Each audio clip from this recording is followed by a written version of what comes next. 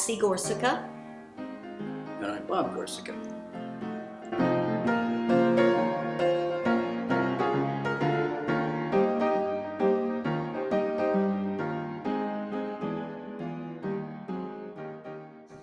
We met in a bar. True.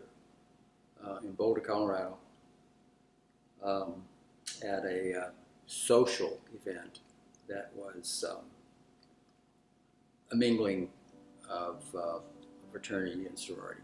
And that's how we met, and how we really met, even though we met each other, is we both wanted to go home early because we both had to study.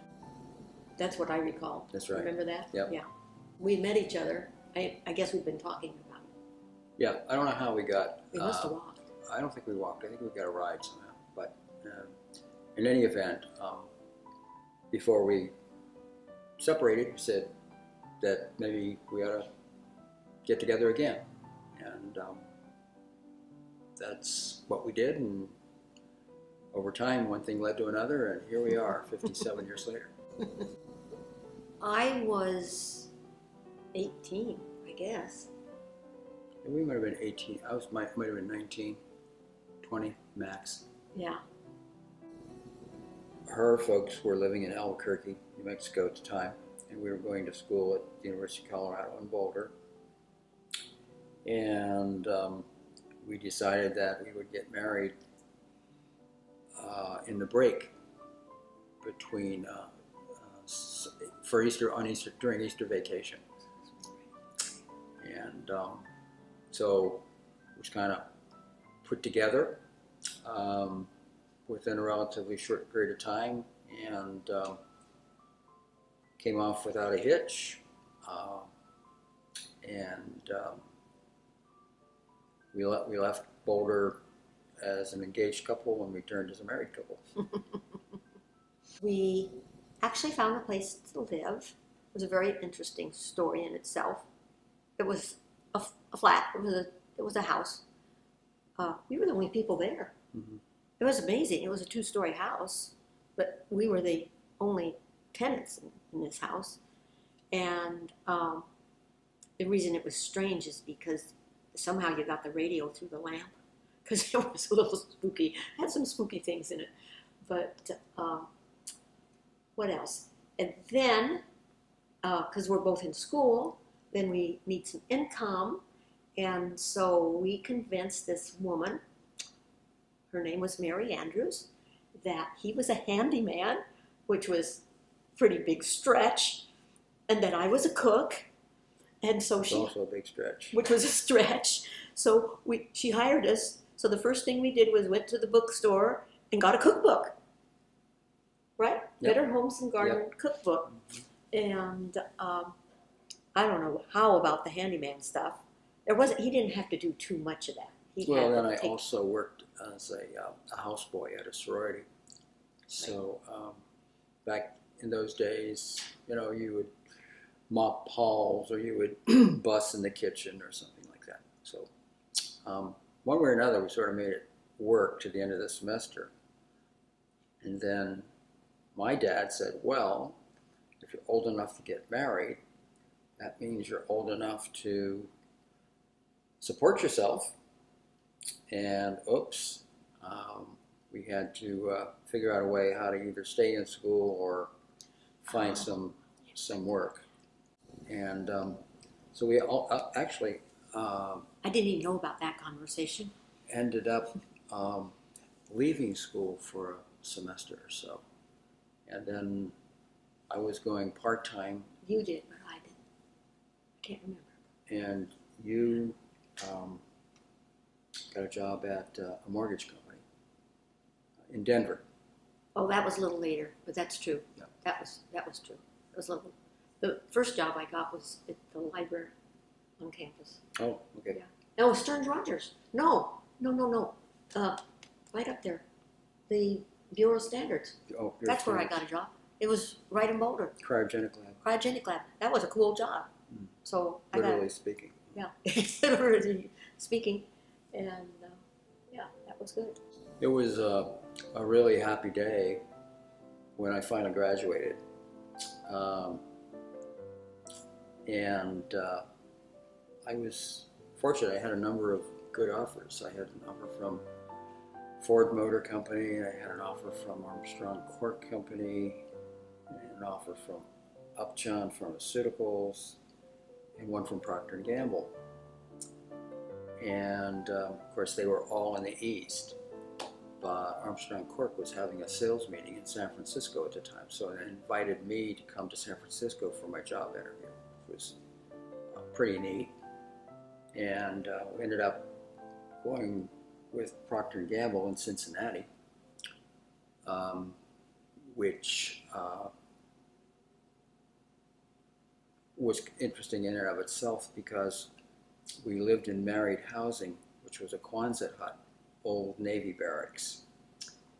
And there were a number of stories from that housing situation. But in the process of getting ready to move, I only had a sport coat.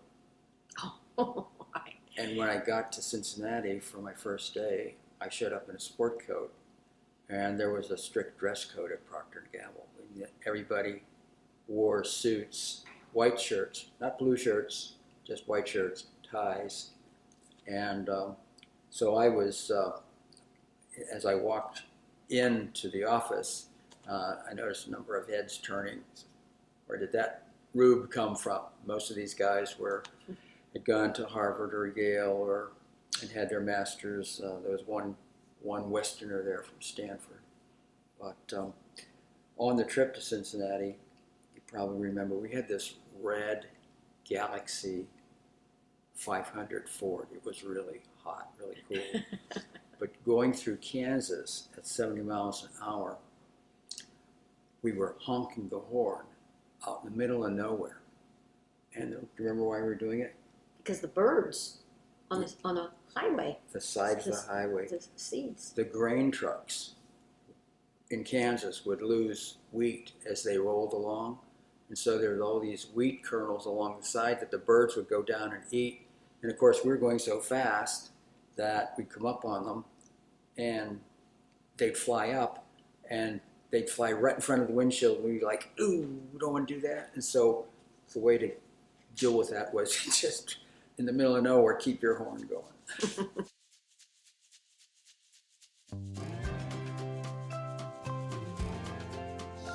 I don't think we're very mature. We got married. I was 21 and she was 19. So suddenly we were going to have a baby. I was sitting in the waiting room of the hospital, Memorial Hospital in Boulder.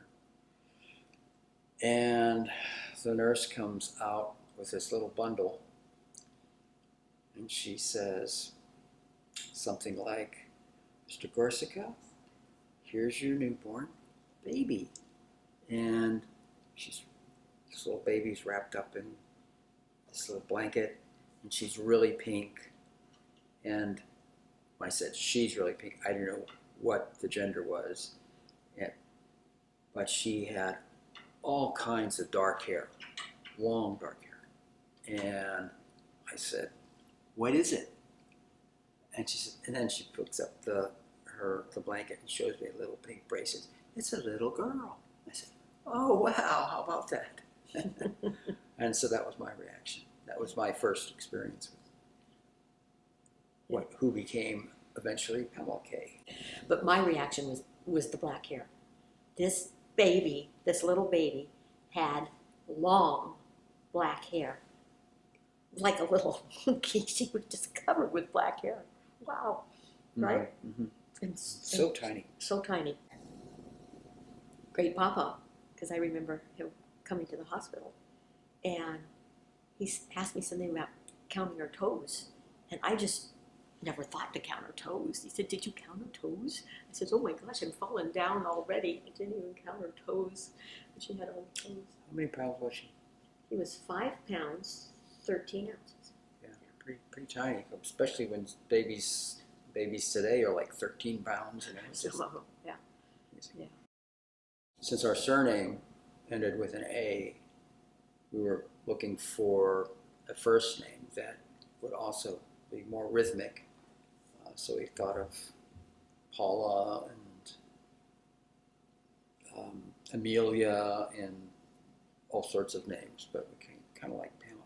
That's interesting too. See, isn't that? I wouldn't have said that because I didn't remember the ending in a name. Mm-hmm. I really think Papa came up with her name. We agreed, but She was she didn't like to go to bed at night. And remember what we did? yes, Yeah. she was in a bassinet, and we had a large closet, and we pushed her in the closet Closet was lined with clothes on both sides, so it was like a sound muffler. because he would be studying in the other room, and I would sit with my hand on her back forever, and she'd be fine. And then you think, and you move like you're barely moving, just ever so slowly, and soon, not even making a move, just awake, just Yeah. instantly.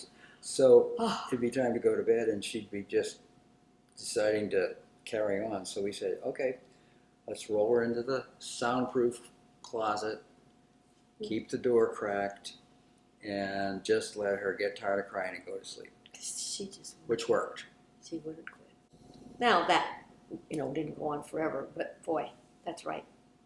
Yeah, we had to break that habit. She had.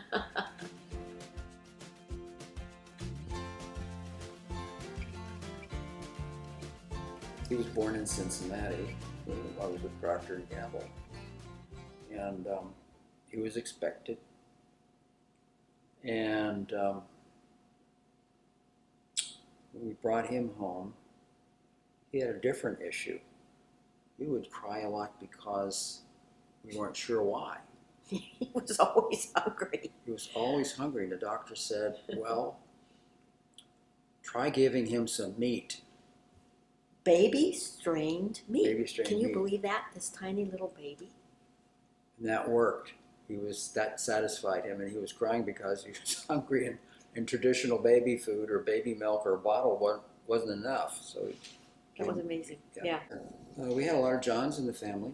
My dad's name was John, and her stepdad's name was John, and So we liked that, but we didn't like it. It couldn't be. We did want to call him John, but Bradley John doesn't flow. John Bradley flows, but Bradley John doesn't flow. So we named him John Bradley, but we called him by his second name. or JB. Or JB. She was excited to have a brother. She loved her baby brother. Right. She was, yes. She dressed him up. She did all kinds of things with him. And she liked him. Yeah. She always loved her little brother. He taunted her. Mm-hmm. There was a little agitation. Once when we were no longer in Cincinnati, but in upstate New York,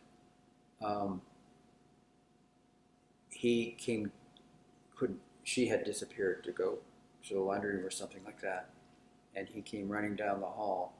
He didn't see her, so he asked Pamela, "Where'd Mommy go?"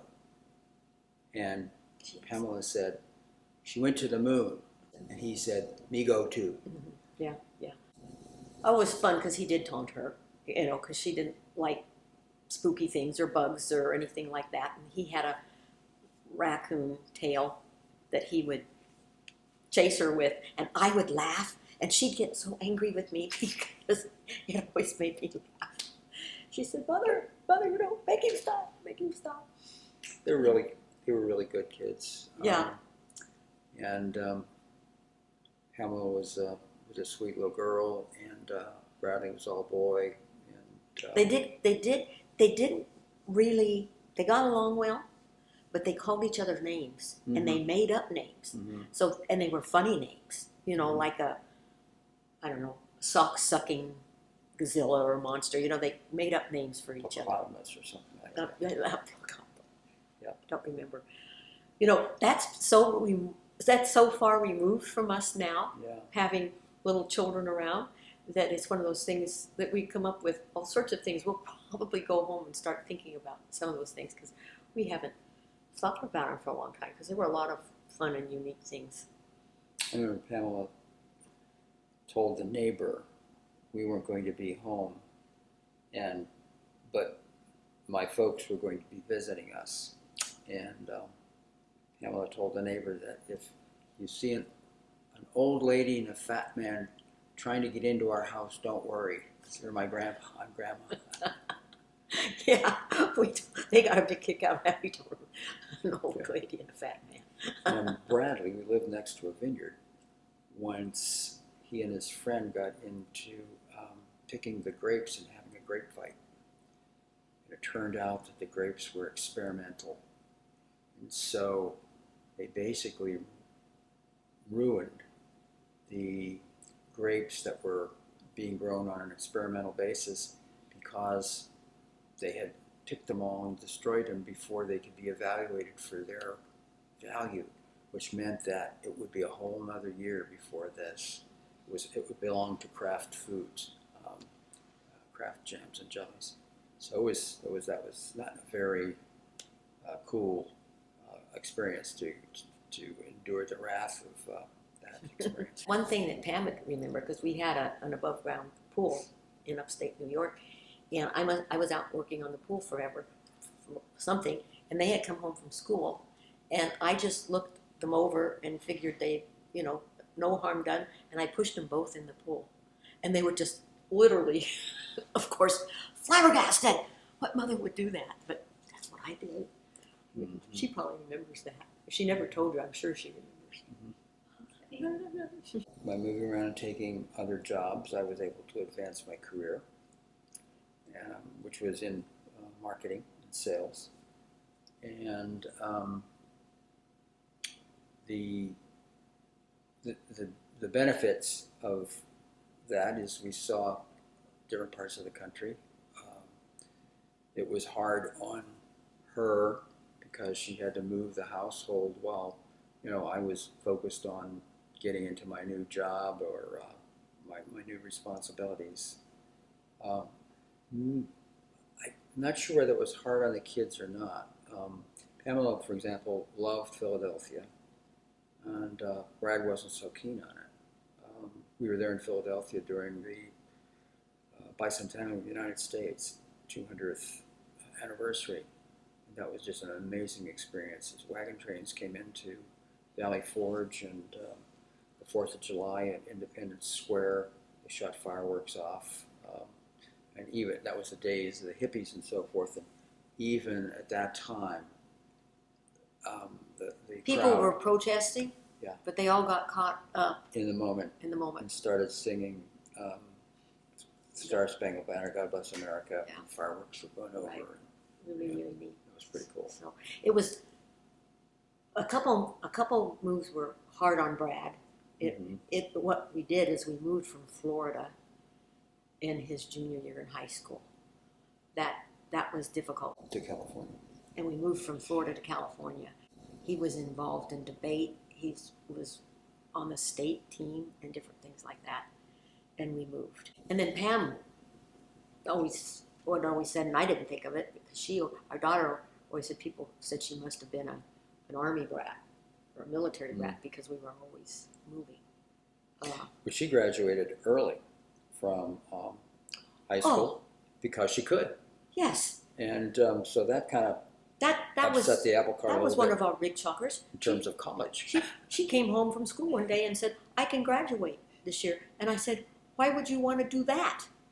That was terrible. Yeah. She wasn't particularly fond of the high school she was at. We'd moved from Philadelphia to upstate New York. To a little town in upstate New York. She didn't think that was too cool. So she was ready to go somewhere else.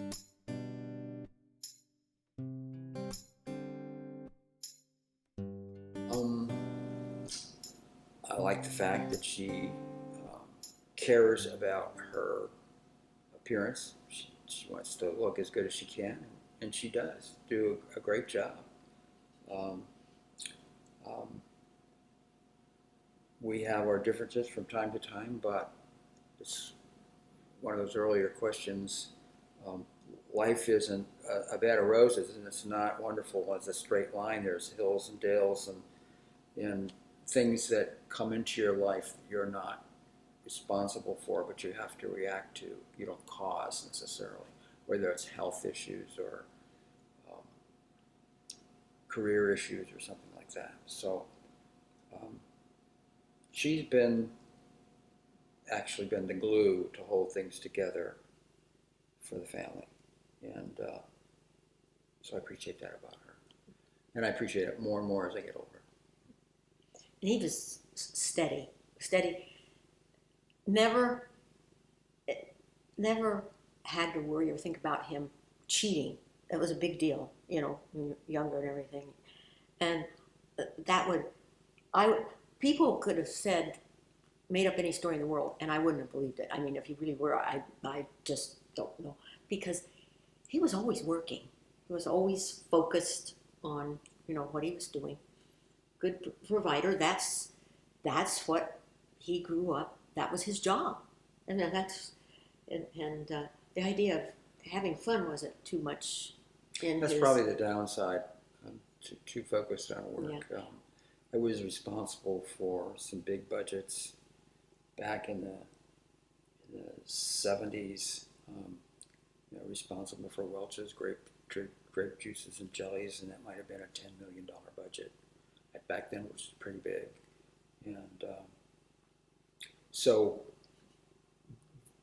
we had a national sales network, maybe 75 brokers, several advertising agencies in New York City.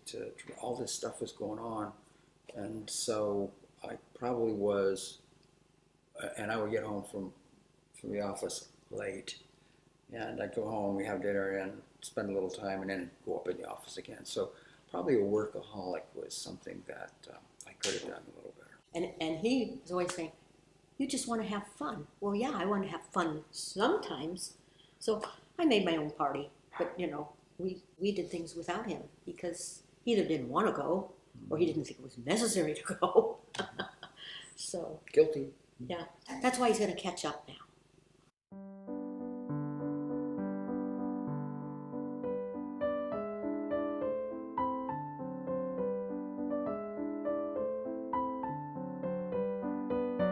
Yeah, it was really, really special. Only daughter, okay, and so it was something that was both. It was kind of frenetic in that um, Sean was in the Navy, in the military, and he only had a certain window of time that they could be married, and it was difficult getting a place for the reception and even getting a church because we weren't members of a church in San Francisco. We were in the burbs, and we were Episcopalians, and Sean was a Catholic, so they wouldn't be married in a Catholic church. And so we had to find a Catholic priest that would do agree to marry them. Mm-hmm. And then they thought they found a reception place on an island called Treasure Island, which is in the Bay of San Francisco Actually, Bay. the wedding was supposed to be there. Wedding was going to be there, but then that was preempted by some big changing of the command there, which knocked out this low-level lieutenant from getting married. So finally found a church in San Francisco where a priest was willing to marry them. It was a lovely church, lovely ceremony, and then was able to schedule a reception in a great restaurant called Maxwell's Plum. Yeah, it's no longer in business, but it was characterized by all sorts of stained glass lights and so forth. And when they arrived, your dad had his whites on, his white dress, navy whites on, and so did his best man and his another best man, and they arrived in a white limo. And of course, Mom looks like Barbie doll. Right. This was at Ghirardelli Square, by the way. That's where the restaurant was. And the limo pulls out, and they get out, and of course, your dad's in his dress navy uniform, and your mom's in her gown and so forth, and a lot of people just on both sides of the sidewalk stopped and they thought it was a movie. They thought they thought they were making a They movie. thought it was making Yeah. a movie. Yeah, Yeah. it was fun. So that was fun. Everything was fun. The dancing was fun afterwards. We haven't looked at the pictures for a really long time. The ceremony was great. The priest that did it was so happy to do it. Yeah. He was so jolly. Yeah. And I worked at a winery at the time, so we had some great wine, a lot of wine. right. And big crowd. I don't know how many people we are. 200, 250 people. Something. And Gigi, I did all this planning for the wedding, and it was so much fun. And I was finished, and Gigi is the one that went around to every table and thanked everyone for coming. She was wonderful. I didn't do any of that, Right. but she did. And I actually didn't even think of it. It was like putting everything together, and then the next day we were having a special affair at the house also. So it was one thing after another. But everything was memorable. Yeah. There was, Yeah. yeah.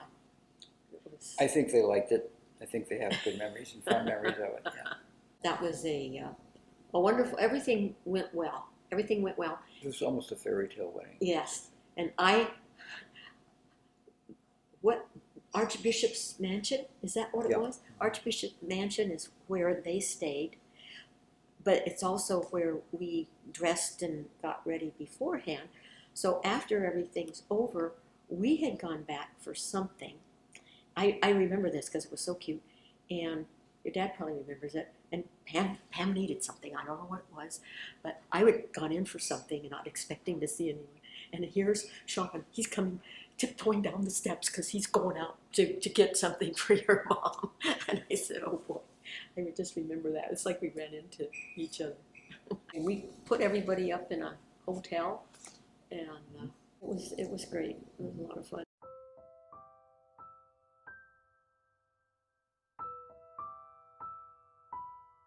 Marriage is not a bowl of cherries.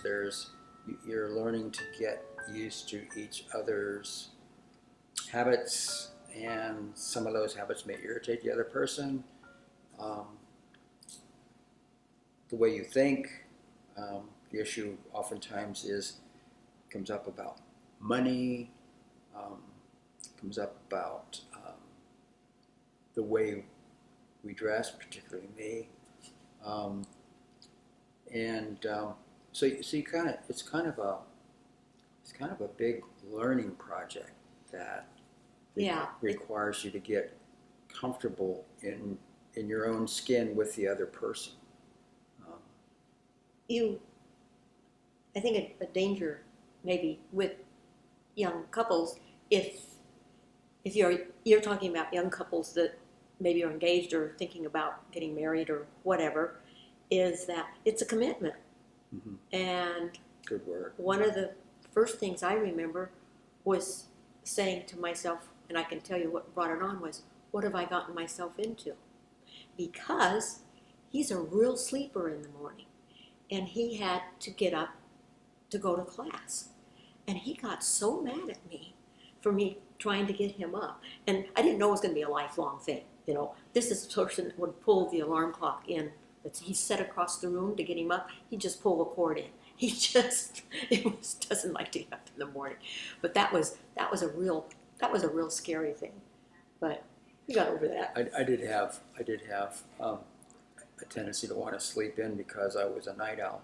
So I'd stay up to the wee hours in the morning studying, and then come morning, be time to get up, and I really didn't want to get up. And yet, my class might be at 8 o'clock or something like that. Mm-hmm. So.